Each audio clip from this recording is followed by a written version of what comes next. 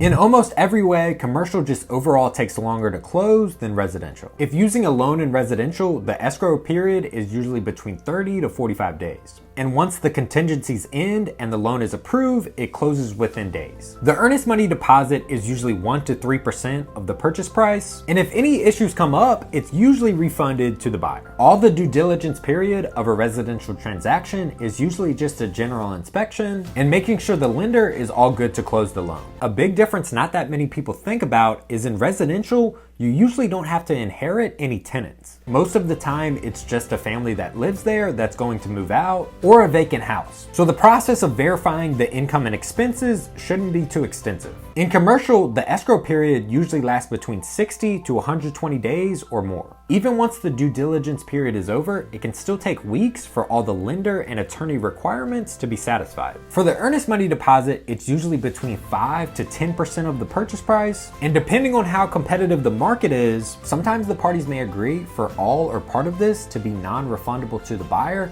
after certain periods in the escrow timeline. And the buyer has much more to do in the due diligence period. They must verify all the income and expenses reported from the seller. Many times this involves getting estoppel agreements signed by all the tenants, confirming their leases and rent amounts match to what the seller is saying. If the tenant is a business, they need to review all of their financial information as well to ensure that they can afford the rent. They also must have environmental reports done to make sure there is no contamination and it is safe for the tenants. The buyer usually needs to confirm with the local government that the property's zoning conforms with their intent. On top of all of that, they still need to do the same stuff as in residential, like have contractor walkthroughs to give bids on what it'll take to have the building fixed up, or correcting any inspection issues.